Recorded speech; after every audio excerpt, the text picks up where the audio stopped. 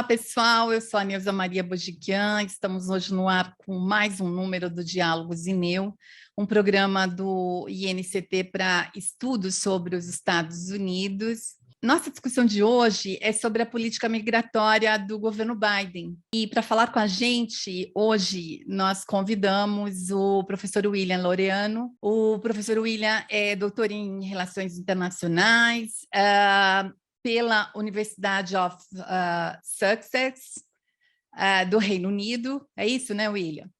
Isso mesmo. Pós-doutor e professor visitante do programa de pós-graduação em Relações Internacionais Santiago Dantas, que é um programa da Unesp, da Unicamp e da PUC São Paulo. E o William tem experiência no campo de direitos humanos, migrações e refúgio, e ele atuou como advogado coordenador do Programa de Proteção Legal do Centro de Referência para Refugiados da Cáritas, né? Arquidiocesana de São Paulo. E o William está aqui hoje para nos ajudar na discussão desse tema. As cenas exibindo agentes da fronteira dos Estados Unidos a cavalo, perseguindo e atacando migrantes com alguma coisa na mão que parecia um chicote, não se sabe ao certo o que era, né?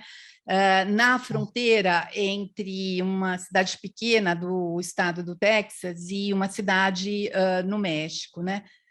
Essas cenas chocaram o mundo, de fato, né? E a congressista democrata Ilhan Omar, que é uma política somália-americana que representa o 50º Distrito Congressional de Minnesota, né, e inclui a cidade de Minneapolis e alguns ali dos subúrbios, que a gente já viu movimentos ali intensas, né, contra racismo, né, enfim, envolve aí também essa questão de imigração, e ela classificou as ações dos agentes da fronteira como ações cruéis. É isso mesmo, né? Desumanas e uma violação das leis domésticas, né? Das leis nacionais e das leis internacionais, né? Que estão vigentes e que os Estados Unidos deveriam observar. E então um flagrante caso de abuso dos direitos humanos, né? Ocorre que, com a chegada do presidente Biden, houve uma mudança de tom em relação ao ex-presidente Trump, né? Quando a gente compara, que sempre falava e ainda fala sobre os imigrantes como um perigo e ameaça, e ele foi o autor das políticas anti-imigração mais cruéis em décadas. É isso que está sendo dito, que foi dito sobre ele. Bom, o governo Biden tentou se distanciar dessa retórica, e as suas promessas de campanha o distanciariam das políticas de Trump, né? O secretário de Segurança Interna, o atual secretário Alejandro Mayorkas, ele começou a sua função dizendo que a maioria dos indivíduos sem documentos, né, contribuíram significativamente para o avanço do país. A gente enxerga isso, é claro, né? O secretário falou isso, e que então ele estaria reconhecendo o trabalho desses indivíduos na linha de frente, inclusive agora na batalha contra a Covid-19, e ele pontuou que muitas dessas pessoas trabalham nas escolas, ensinando as crianças e jovens do país, e trabalham duramente, arduamente nas fazendas, cultivando alimento para fazer chegar às mesas das famílias de classe média do país, né, principalmente. Mas desde março a gente já vinha testemunhando algumas posições do governo Biden que pareciam contradizer esse tom mais ameno, né, que a gente notou entre os principais aí integrantes responsáveis por essa área no governo. O próprio Biden, na sua primeira conferência como presidente, e isso foi em março, ele disse que famílias de imigrantes, ao chegarem na fronteira, precisariam ser mandadas de volta, porque este não seria o momento de chegar aos Estados Unidos. E agora, diante dessa nova crise, a gente está vendo que os ativistas, é claro, alguns membros do Partido Democrata, como a congressista Umar, que a gente acabou de falar, possuem motivos de sobra para dizer que Biden estaria repetindo as políticas de Trump, né? Bem, mas o fato é que está no centro da crítica uma ordem de saúde pública que ficou conhecida como a Title 42, ou Título 42, né, para a gente aqui fazer uma tradução literal, que foi implementada pela primeira vez pela administração Trump no início da pandemia, né? A gente lembra disso, quem acompanhou os noticiários viu isso, permitindo que o quê? Que as autoridades de imigração expulsassem sumariamente os imigrantes que se encontram na fronteira, sem lhes dar a chance de pedir asilo primeiro, né? Entrar com um pedido, entrar com um processo. O governo Biden tem recorrido a esse dispositivo também para expulsar agora milhares de migrantes haitianos de volta para o Haiti, justo no momento, né, que a gente sabe o que está acontecendo no Haiti. A gente também tem visto que os defensores dos imigrantes têm lutado contra essa política nos tribunais, né, nas cortes norte-americanas, e eles obtiveram uma vitória há algumas semanas, quando um juiz federal impediu o governo Biden de expulsar famílias sob esta política. Mas aí o governo apelou, e agora o Tribunal de Apelação do Circuito de DC, né, da capital dos Estados Unidos, disse que a política pode continuar por enquanto, até que os procedimentos legais avancem, o que significa que a administração Biden pode continuar a usar essa famigerada cláusula, né, título 42, para as famílias, pelo menos no próximo ano. A gente está vendo isso, né, se você projetar um cenário. Então, William, você sendo um especialista em política migratória, eu te pergunto, qual que é exatamente a orientação política do governo Biden sobre essa questão migratória? E você acha que poderia estar havendo um vácuo de liderança aí entre os democratas, né, diante desse racha, diante essa divisão de posições entre os democratas, né, alguns se alinhando às preferências dos republicanos?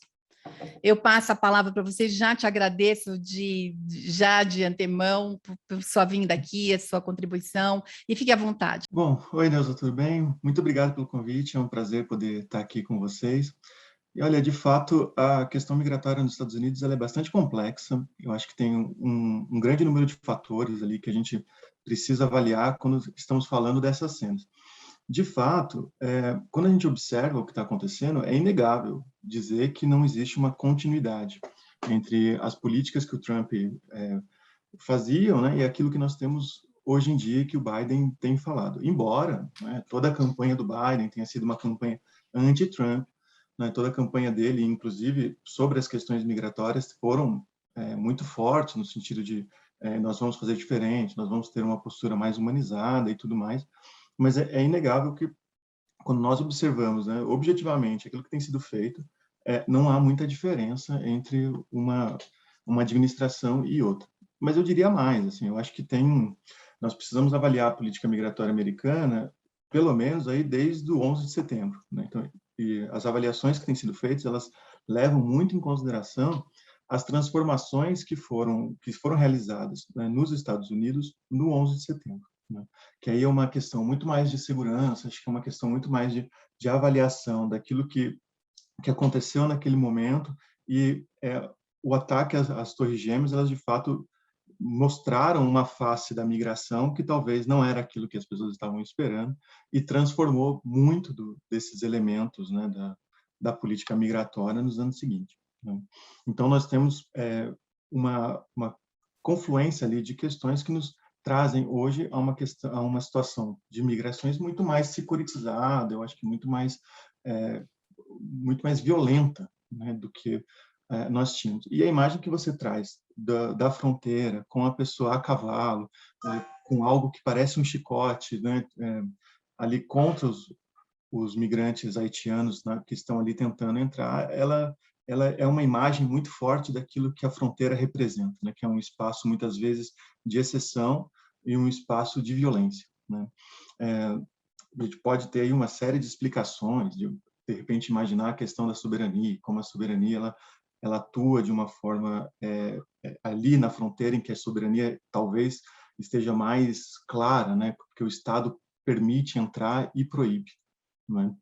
Então, e uma série de análises que nos mostram assim que tratam a fronteira como esse espaço e é bastante claro, né? Nesse momento quando nós estamos, né, com essas imagens, né? Ou mesmo imagens que nós temos dos barcos no Mediterrâneo, e aí aquela proibição dos refugiados que tentam entrar na Europa e não podem e tudo mais, né?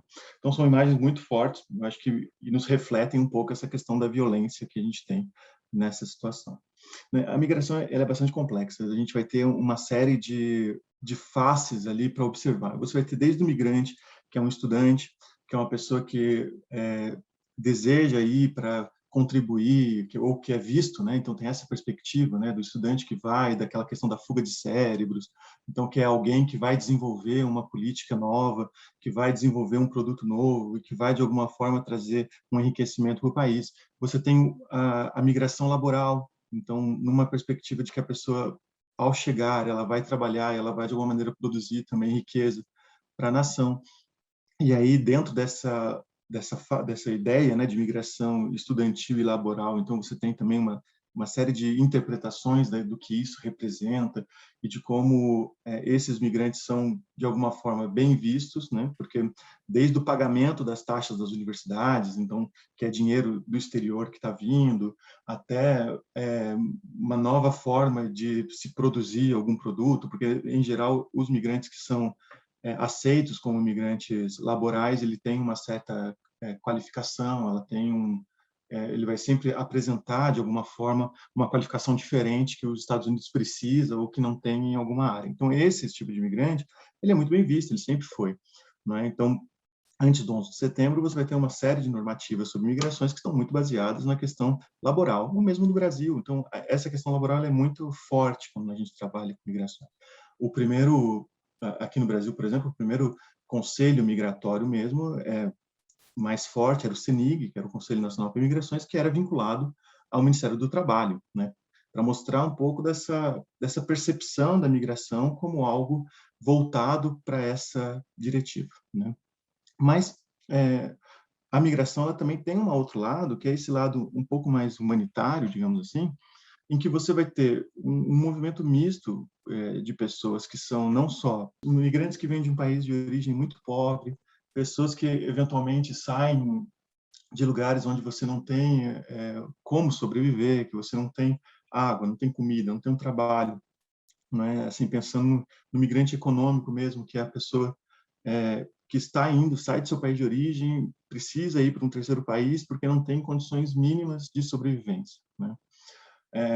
E aí, por não ter essa condição mínima, né, muitas vezes ele entra num esquema em que a comunidade onde ele vive acaba muitas vezes fazendo uma vaquinha para comprar passagem, porque deposita nessa pessoa, em geral um homem na faixa dos 20, 30 anos, então deposita nele todas as esperanças. É ele que vai para o Brasil, é ele que vai para os Estados Unidos, é ele que vai para um país um pouco mais desenvolvido trabalhar e mandar dinheiro para o país de origem, e mandar dinheiro de volta para a comunidade, né? Então, esse é um outra, né, perspectiva desse imigrante que tem aí uma certa similaridade com essa questão laboral, mas que difere pela sua vulnerabilidade, né? Por ser uma pessoa muitas vezes de baixa qualificação, que não tem estudo, que não fala a língua local, que vai ter uma necessidade muito maior de assistência social e de integração local, que esse imigrante que a gente está falando, né, do alto executivo, do estudante universitário, tal, ele não tem, né? Então, além dessa pessoa, você vai ter muitas vezes o refugiado, né? Então que é uma outra classe ali de deslocamento, que aí já parte com um deslocamento forçado, em que a pessoa ela não tem um poder de escolha, né? Quando a gente fala do refugiado, a grande característica é isso, ela é uma pessoa que ela é forçada a se deslocar, a sair do seu país de origem, muitas vezes por conta de violações de direitos humanos, por conflitos étnicos, religiosos ou por guerra civil, ou ainda, né, como a gente tem uma declaração, que é a Declaração de Cartagena, que fala da grave e generalizada violação de direitos humanos. Então, há uma situação tão grave que a pessoa ela é forçada a sair, não tem como permanecer, que extrapola, né, muitas vezes ela extrapola a mera questão econômica. Não é que a pessoa não tem emprego ou o país passa por uma pobreza extrema, né, mas além dessa pobreza, você vai ter uma série de características, uma série de violações que acontecem todos os dias e que, de fato, são esse motor, né, de forçando a pessoa a sair, né? Então, são características e são motivos, né, do deslocamento que faz com que você tenha reações diferentes, né? Então, se por um lado você muitas vezes aceita, né, o país tem uma aceitação maior, né, desse imigrante europeu, escolarizado e tal, quando nós estamos falando dessa vulnerabilidade, a gente está falando de um grupo de pessoas que normalmente não estão no imaginário, né? Então, não é o imaginário popular, não é do haitiano, né? Que é o pobre que está saindo ali de anos de questões ambientais, primeiro do terremoto, depois do furacão, depois o assassinato ao presidente. Então você tem ali uma confluência de questões que o forçam, né, a sair. Ou mesmo quando a gente estava falando um pouco aí é, ainda no governo Trump, né, na administração Trump, das caravanas dos países ali do centro-americanos que estavam, né, em grupos muito grandes fazendo esse deslocamento da Guatemala, de El Salvador, subindo então pelo México e parando na fronteira, pedindo o asilo, né, tentando fazer uma solicitação de refúgio, né? Então essas imagens elas acabam trazendo uma dificuldade muito grande de aceitação, né? Então tem eu acho que duas teorias bastante interessantes assim para esse momento da fronteira, né, e a visão como a gente vê o migrante. A primeira é a questão de segurança, como eu comentei, né? Então eu tenho as minhas fronteiras, eu tenho que proteger a minha fronteira de é, de um invasor, né, de um possível invasor, né? E esse invasor, é claro, é muitas vezes visto como alguém de fora, visto como o migrante que está entrando. O migrante ele vai entrar, ele vai fazer o quê? Ele vai destruir a minha forma de viver. Ele não tem os mesmos valores que eu. Ele não fala a mesma língua, né? Então, até que ponto eu consigo incorporá-lo na sociedade sem mudar essa qualidade intrínseca que eu tenho, né? Então, essas são percepções. E essas percepções fazem com que eu perceba o quê? Que ele vem para destruir uma forma de viver, né? Então, ele se torna o inimigo. Então, o migrante na fronteira, ele é o inimigo, né? Se a gente pensar no 11 de setembro, como eu comentei, é pior ainda porque o ataque que foi feito por uma determinada nacionalidade, de uma determinada religião, mostrando ainda mais, ou de alguma forma confirmando, né, é, que há esse inimigo, então, que tem que ser, de alguma forma, vencido e impedido, né?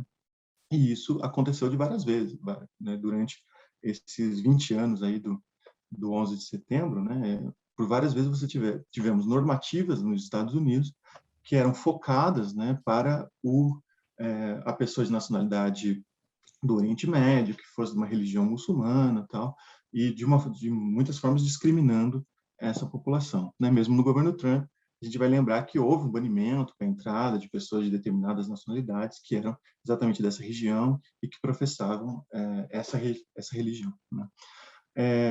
Por outro lado, você tem uma outra visão, que aí tem um autor bastante interessante, que é o Jeff Heisman, e ele fala um pouco da teoria da crimigração, né, que é essa vinculação entre o direito penal, né, e as questões migratórias.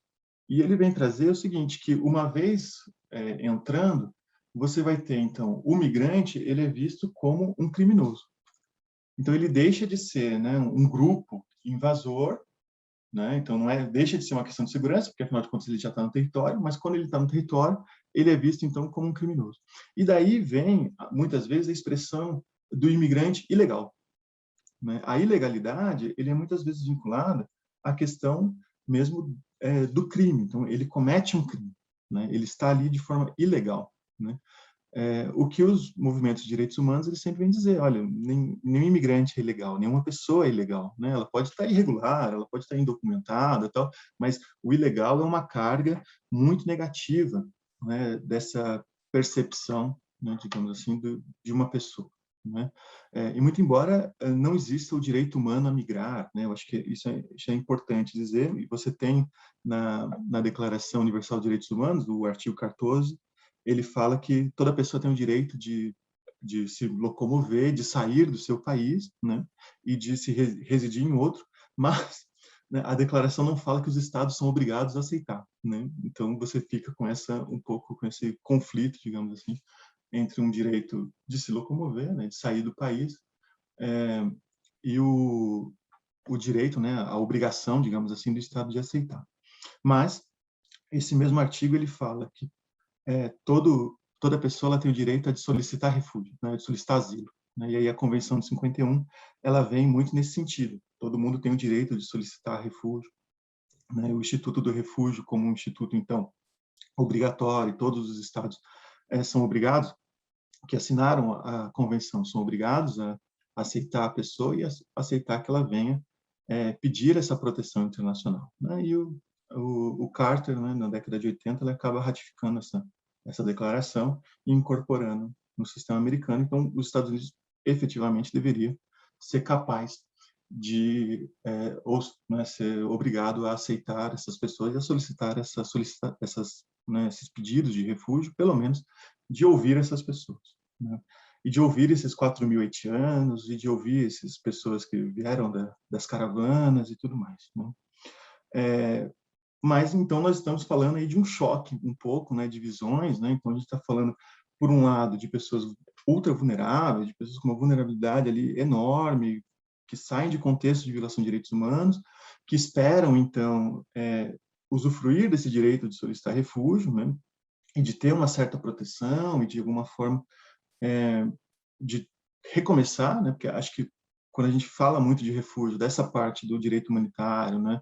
É muita história de resiliência, muita história de como o refugiado ele tenta recomeçar a sua vida, ele sai desse conflito, e por outro lado, então, nós temos essa possibilidade, né, ou esse direito, né, que vem da soberania de impedir as pessoas de entrarem, e essas imagens, né, do migrante, então, como uma pessoa violenta, alguém que vem para destruir, e um criminoso, né?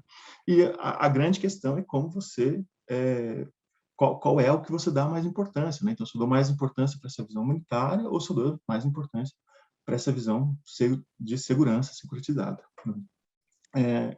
E aí, quando nós estamos falando dos Estados Unidos, como a gente está observando esses 20 últimos anos, a gente vai perceber que a balança está muito mais para o lado da segurança do que para o lado dos direitos humanos, para o lado humanitário, né? E não é próprio ou somente ali do governo Biden, né? Não é novo isso, né? O Trump a gente não precisa nem falar, se a gente começar desde o Build the Wall, né? Então eu vou construir o maior muro do mundo que vai impedir esses, né, traficantes, bandidos de entrarem no meu país. Então ele era muito vocal em falar que esses migrantes eram pessoas que estavam vindo que eram criminosos, né? Então acho que o Trump ele tem muito dessa carga de narrativa, né? Mas o Obama, por exemplo, que tinha uma visão bastante humana até da migração, acho que era uma pessoa que falava bastante, né, de direitos humanos e tal, mas ele era considerado por muitos e era chamado por muitos como o deporting chief, né? Então o chefe de deportações, das deportações, pela grande quantidade de deportações que ocorreram durante o governo dele, né? Então o Obama ele meio que deu com uma mão e muito com os programas a favor dos Dreamers, né, daqueles crianças que entraram nos Estados Unidos muito jovens e que praticamente cresceram nos Estados Unidos, não eram cidadãos, entraram de forma irregular, estavam indocumentados, mas cresceram nos Estados Unidos, então ele permitiu que se desse uma residência temporária para esses hoje jovens, né, adultos, né? Mas as deportações não pararam, pelo contrário, as deportações sempre aumentaram. Então, esse tema, né, da securitização, ele é meio que bipartidário. Então, de uma forma ou de outra, eu acho que todos os dois partidos, os principais ali nomes do Partido Republicano e do Partido Democrata, ele tem uma certa visão da securitização e uma certa aversão, digamos assim, a modificar essas políticas migratórias, né? Então, é sempre dar-se com uma mão, tira com o outro, sempre com políticas muito restritivas, né? E sempre de uma forma de impedir essa migração. Eu acho que a grande novidade desse governo Biden não é o Biden em si, mas como você comenta, né, outros pessoas que estão no legislativo, que têm esse background, acho que mais de imigrante, né, então que são filhos, ou que são refugiados, ou que são migrantes, e que hoje estão ocupando cargos, né, mais de poder, de liderança ali, e que percebem, vejam, aquela pessoa que está ali, que vocês estão mandando de embora, poderia ser eu. Né? Então, quando você tem esse lugar de fala, acho que muito, né, de estar ali, de se perceber como, isso, de fato, acho que permite uma melhor visão e permite, então, um debate um pouco mais qualificado e, eventualmente, até uma reavaliação dessas políticas, né, que são, de fato, terríveis. Assim. Então, você cria uma série de normativas, você cria uma série de procedimentos, eu acho, né, que para, de fato, impedir as pessoas a chegarem. Então, eu sou obrigado a aceitar os refugiados? Não, tudo bem, mas veja, antes de você, quando você solicitar refúgio, você não entra nos Estados Unidos ainda, né? Você fica aqui na fronteira com o México, né? Então, a política do Remain in Mexico, né? Você fica ali no México e aguarda, e eventualmente, né, daqui a 2 anos, quando eu avaliar a tua situação, se você for considerado refugiado, você entra. Ou mesmo na Guatemala. Guatemala foi considerado um país seguro, né? Isso significa que você tem que ir para Guatemala solicitar refúgio na embaixada americana na Guatemala, para aí sim, né, depois desses 2 anos, eventualmente eu permitir que você entre nos Estados Unidos. E aí você ganha um prêmio, né? Então, se você for considerado refugiado, você ganha um prêmio. Né? Ou ainda, né, no caso dos haitianos, teve algo que foi feito durante o governo Biden, né, que foi o que eles chamam de proteção temporária, né? Então, essa proteção temporária ela foi dada aos haitianos, né, especificamente para haitianos, e permitiria, então, que todos eles ficassem nos Estados Unidos temporariamente, né? Não chega a ser a proteção do refúgio, porque a proteção do refúgio ela não tem muito que um prazo determinado, né? Mas eu posso, né, é uma proteção que eu posso te mandar embora, eu posso te deportar quando eu quiser, mas tudo bem, eu estou te dando aqui essa opção de ficar aqui nos Estados Unidos, né? Isso, né, faz com que muitos dos haitianos que estão no Chile ou que estão no Brasil acabam indo para os Estados Unidos, né? Até tem algumas reportagens, tem um instituto que é bem legal, assim, que tem feito análise sobre imigração, que é o Migration Policy, e eles têm um artigo exatamente isso, mostrando um pouco como muitos desses haitianos que estavam no Chile, que estavam no Brasil, por questões econômicas, né? Então, hoje não tem tanto emprego, não tem tanta oportunidade de vagas de emprego nesses países, eles, à procura né, de uma situação melhor, econômica melhor, acabam, então, saíram do Haiti por conta do terremoto, né, por questões internas, chega no Brasil, solicita aqui uma autorização de residência, vai para o Chile, né, da mesma forma, mas hoje, ao não conseguir mais emprego e sabendo que tem essa possibilidade de proteção temporária nos Estados Unidos, faz um movimento, então, para a fronteira no México. Né? Então, essas pessoas, dessas 4.000 pessoas, você vai ter um grande número daqueles que já estavam no Brasil. Né? O Brasil tinha uma população, acho que de mais ou menos 140 mil haitianos, né, nos últimos anos, alguns deles, né, desses 4.000 que estão lá, muitos vieram de fato do Brasil. O grande problema é que esse mecanismo temporário, por exemplo, você não pode ter tido oferecido uma proteção em outro país. E todo haitiano que chega no Brasil tem a oferta de uma autorização de residência, de um status de proteção.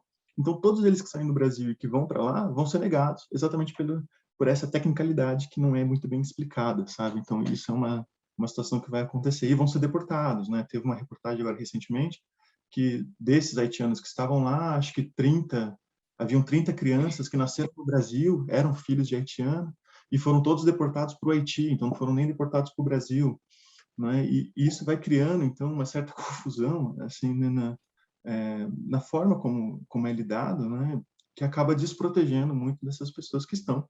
Claro, hoje o Haiti passou por um outro furacão, teve a morte do presidente, eu não tenho nem noção de como que está a política interna, nem consigo nem te dizer, assim, imaginar como que é a dificuldade de ser retornado para o Haiti, né, sabendo que para vir para o Brasil eles já pagaram coiote, eles já fizeram, né, uma viagem longa muitas vezes, né, teve que passar pelo Peru, teve que passar pela Colômbia, até chegar muitas vezes no Acre ou passa pelo Suriname e vem para o Brasil. e ter que fazer esse caminho todo de novo, né, para sair de lá de Porto Príncipe até aqui, quanto de sofrimento isso está no percurso, né? Mas, enfim, acho que quando a gente avaliar, a gente tem que avaliar esses dois, para mim é muito claro, assim, acho que, e uma mensagem, se fosse para deixar, era isso, né, que a gente tem que entender que existe um certo pensamento, né, de política migratória que é superior aos partidos, então que a gente não está falando aqui de uma política necessariamente democrata, uma política necessariamente republicana, mas algo que é meio que comum aos dois, num sentido muito de segurança. Então, eu não quero ser o presidente, né, que vai deixar outros migrantes atacarem o meu estado, né, ou invadirem o meu país. Então, sempre num sentido muito restritivo, sempre de pensar, né, qual será o próximo ataque, quando que isso vai acontecer e de impedir, né? Então, nesse sentido, o Joe Biden ele não está fazendo nada muito diferente, né? Acho que a novidade aí são esses outros políticos, né, de backgrounds muito variados, muitas vezes até filhos de imigrantes, então que sofreram com essas questões, que estão agora sim muito no debate, né? Muito no enfrentamento dessas políticas, né? Se fala, inclusive, do efeito Biden, né? Então, esse grande número de imigrantes que estão chegando nessas ondas migratórias que estão ali no México é muito pela perspectiva de que o Biden faria diferente, né? Então, o Biden é o anti-Trump, então existia essa perspectiva de que seria diferente. E esses políticos também entenderam que seria diferente, também imaginaram que a política fosse diferente, né? E hoje estão percebendo que não, né? Então, e por isso aqui, né, perceber que não na fronteira é exatamente sofrer um pouco dessa violência, é ser separado dos filhos, é ser deportado de alguma maneira e tal, né?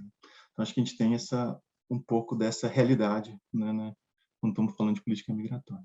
Muito bem, William. Eu fiquei pensando assim nos pontos que você trouxe aqui, muito assim de uma contribuição incrível. Já agradeço muito, muito. Eu te conheço e já contava com isso, mas enfim, eu te ouvindo aqui, fico muito feliz de poder dividir isso com mais pessoas, né, com um público maior. Bom, a gente já poderia imaginar que os desafios que o governo Biden enfrentaria ao longo da fronteira com o México seriam grandes, né? Aqueles avisos que vieram na sequência do que o Biden falou em março, mas a gente já tinha ouvido isso, né, assim, de outros membros aqui do governo dele, e aí agora, inclusive, na voz do secretário Alejandro Mayorkas, né, que falou que, tudo bem, estava em meio a palavras de apelo moral, mas ele repetiu o aviso: se você vier ilegalmente para os Estados Unidos, você será devolvido. Sua viagem não vai ter valido a pena, não será bem sucedida, e você vai colocar sua vida em risco e a da sua família, e blá, blá, blá. Bom, é o tipo do aviso inútil, porque os fluxos migratórios são inevitáveis, principalmente no momento atual de sobreposição de crises. A gente tem a crise econômica, a crise política, a crise de saúde pública e crise climática, quer dizer, se avolumam, se juntam, se sobrepõem todas essas crises, então isso poderia ser esperado. Então, o aviso é inútil, é nesse sentido que eu estou colocando, e isso eu já ouvi de outros especialistas, né, dizendo isso. E o governo já deveria saber disso e saber o que fazer, né? E saber que aplicar a mesma prática do governo Trump de dissuasão, baseado, né, fundamentalmente na dissuasão, não resultaria em algo diferente do que a gente viu no passado recente, né? E que essa prática seria especialmente condenável em um momento de pandemia, como a gente está vendo. Então, a mim me parece que o governo Biden ele está realmente perdido, né? Porque tem essa divisão. Você está dizendo que esse pensamento, né? Essa dicotomia, essa disputa entre um foco na segurança e um foco nos direitos humanos, tal, que já havia essa disputa, né? Então, isso também a gente já conhece, né? Então, está me parecendo que ele está realmente meio perdido. Aquela sua promessa de reconstruir melhor a América né, para usar o slogan da campanha dele, está fazendo água, né, especialmente no âmbito da política migratória. E isso certamente vai ter um impacto negativo nas eleições de meio de mandato para eles, né, para os democratas. E no âmbito internacional, é mais uma política que deslegitima as pretensões dos Estados Unidos de se manterem à frente da ordem internacional, né? Claro, não é do Biden isso, você está dizendo que o Obama foi considerado o governo como é que você falou aí, o O Deporting Chief, né? o Deporting Chief, né? Então, assim, a gente já sabia disso, mas agora o Biden continua, quer dizer, continua com esse desacerto, né? Continua com esse comportamento duvidoso, não legítimo para um país que tem pretensões hegemônicas e pretensão de se colocar à frente, né, na liderança dessa ordem internacional. E então é isso. O tema é longo, né? Complexo. Você trouxe bastante contribuição aqui. A gente precisaria voltar a falar sobre isso. Vamos voltar a falar. Então já fica meu convite aqui para você voltar, né? E a gente continuar discutindo isso.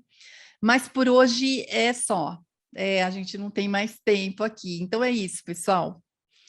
Em nome da equipe aqui toda do nosso programa, né, do Diálogos, eu agradeço ao professor William Laureano e a todos que nos acompanham aqui no canal e nas redes do INCT-INEU e do OPEU.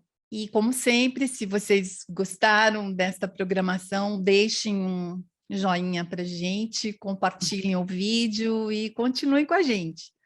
Nossa próxima programação irá ao ar no dia 21 de outubro, então eu já convido vocês para não deixarem de assistir a nossa programação do dia 21, tá bom? É isso aí, a gente se vê.